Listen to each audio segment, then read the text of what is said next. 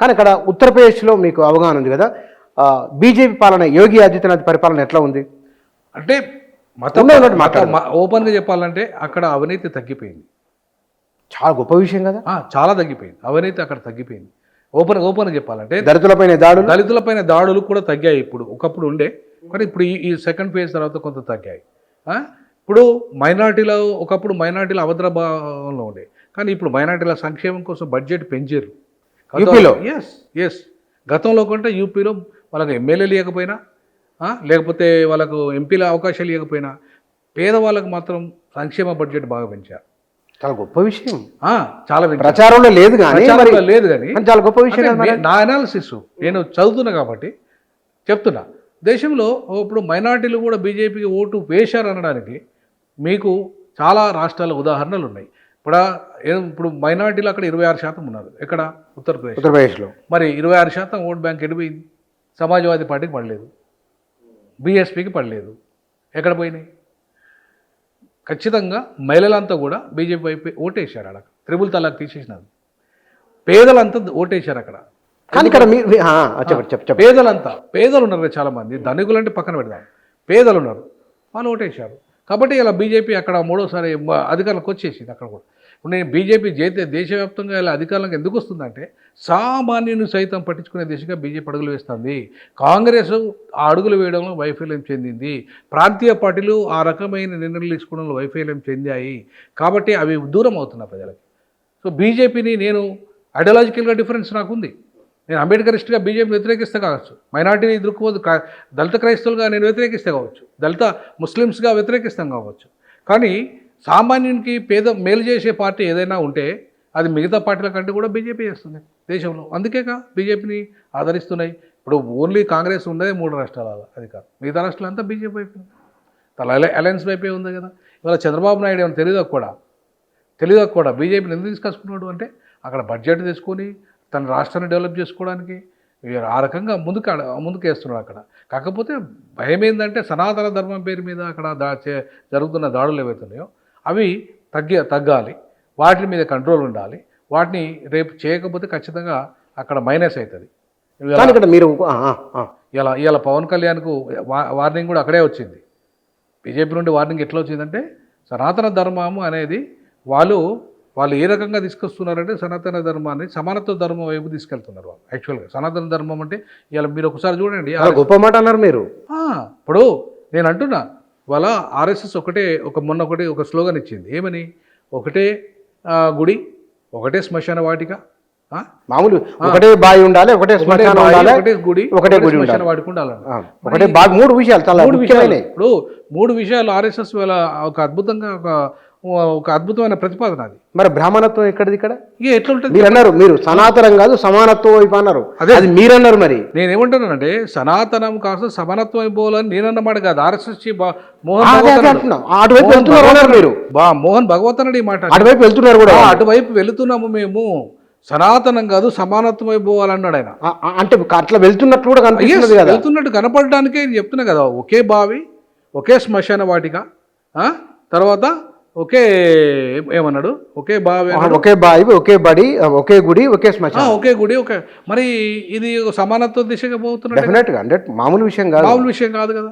So కాబట్టి దాంట్లో ఒకే అంటే మళ్ళీ ఒక హిందూ మతమేనా అని కూడా భారతీయులందరూ అంటే హిందువులు అని చెప్పే ఉద్దేశం కాదు, భారతీయులందరూ ఓవరాల్ గా చెప్తే అది ఒక రకంగా సమానత్వం అయిపోతున్నట్టు కదా. నేనేమంటానంటే, ఇవాళ ఆర్ఎస్ఎస్ సంస్కరించబడుతున్నంతగా మిగతా వాళ్ళు ఎందుకు సంస్కరించబడట్లేదు? తెలుసుకోవాల్సిన విషయం ఇది. ఇప్పుడు తెలుసుకోవాల్సిన విషయం. ఇప్పుడు కమ్యూనిస్టు పార్టీలు 100 ఏళ్ల తర్వాత కూడా ఒక దళితునికి ఇవ్వడానికి అవకాశం ఇవ్వడానికి వెనుకపోతున్నాయి. అవునా? బీజేపీ ఇప్పుడు బంగా లక్ష్మణ్కి ఇచ్చింది. కాంగ్రెస్ ఇప్పుడు మన దామోదర సంజయ్ జాతీయ అధ్యక్షుని చేసింది. మరి కమ్యూనిస్టు పార్టీలు నిన్నగాక మొన్న జాన్వేస్లకి రాష్ట్ర కార్యదర్శి ఇచ్చారు ఇక్కడ. నిన్నగాక మొన్న.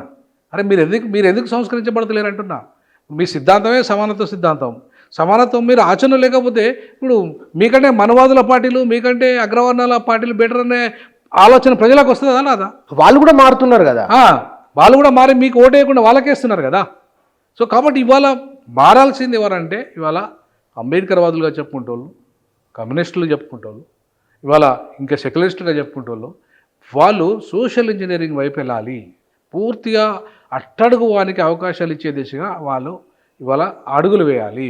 సో అప్పుడు సమాజ మార్పుకు పునాది పడుతుంది. బీజేపీ అటువైపు పోతున్నది కాబట్టి ఇవాళ సామాన్యుడు సైతం బీజేపీ వైపు పోటీసే పరిస్థితి ఉంది. మరి దాని నుండి గుణపాఠాలు నేర్చుకోవాలి కదా మనం నేర్చుకుంటే కదా ప్రజలు మన వైపు వచ్చేది.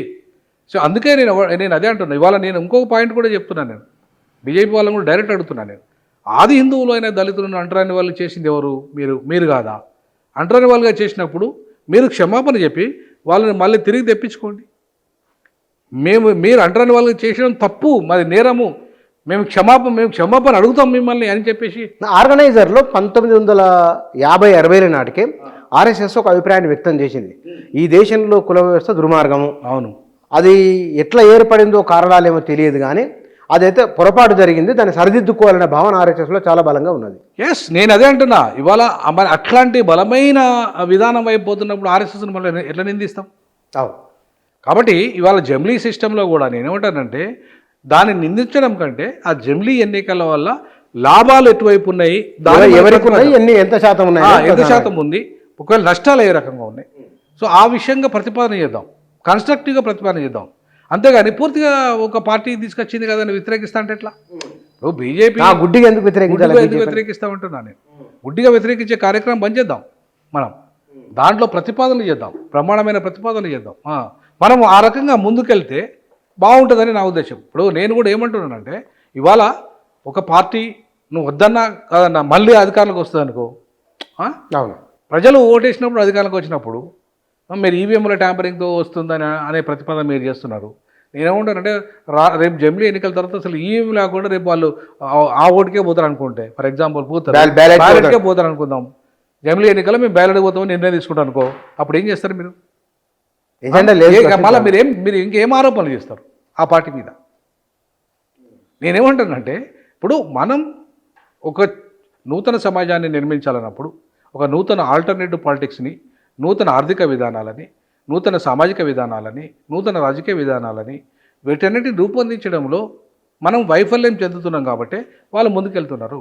వాళ్ళకంటూ ఒక నేషనల్ ఐడియాలజీ ఉంది, ఒక రిలీజియస్ ఐడియాలజీ ఉంది, వాళ్ళకంటూ ఒక విధానం ఉంది. నీకంటూ ఒక విధానం లేకుండా పోయింది.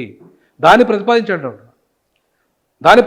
అంబేద్కర్ ఒక నూతన విధానం చెప్పిపోయింది, ఏంది స్టేట్ సోషలిజం అని. ఆ ప్రతిపాదన వైపు ఎందుకు రావట్లేదు కమ్యూనిస్ట్ పార్టీలు? ఇంకా పాత సోషలిస్ట్ సిస్టమ్ని ఇంకా ఎందుకు మీరు ప్రతిపాదించలేదు? స్టేట్ సోషలిజం వైపు మీరు ఎందుకు రావట్లేదు? స్టేట్ సోషలిజం అనేది ఒక అద్భుతమైన కాన్సెప్ట్, అంబేద్కర్ ఇచ్చిపోయాడు, అది ఆచరణలోకి రాలేదు. దాన్ని మీరు ఎందుకు ప్రతిపాదించలేకపోతున్నారు?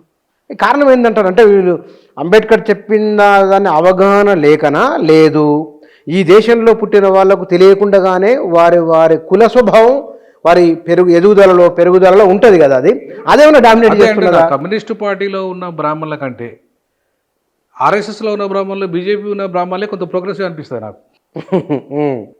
ఇప్పుడు వాళ్ళు మార్పు వైపు వెళ్తున్నప్పుడు మీరెందుకు వెళ్తలేరు? మీరెందుకు ఆ ప్రతిపాదనలు? అందుకే అంబేద్కర్ ఏమన్నా అంటే, కమ్యూనిస్టులారా మీరు తూర్పు తిరగండి, పశ్చిమ తిరగండి, ఉత్తరం తిరగండి, దక్షిణం తిరగండి, మీకు కులం అని అడ్డుగోడలు తగులుతాయి మిమ్మల్ని. దాన్ని బ్రేక్ చేయకుండా మీరు ఈ దేశంలో సమస్యలను నిర్మించలేరని చెప్పి 100 ఏళ్ళకి పైన క్రితమే చెప్పింది కదా.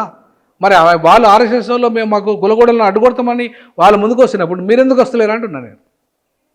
చాలా మామూలు కాదు స్టేట్మెంట్, ఆర్ఎస్ఎస్ నుంచి మామూలు స్టేట్మెంట్ కాదు. అవును, మరి వాళ్ళు వచ్చినప్పుడు మీరు ఎందుకు రావట్లేదు?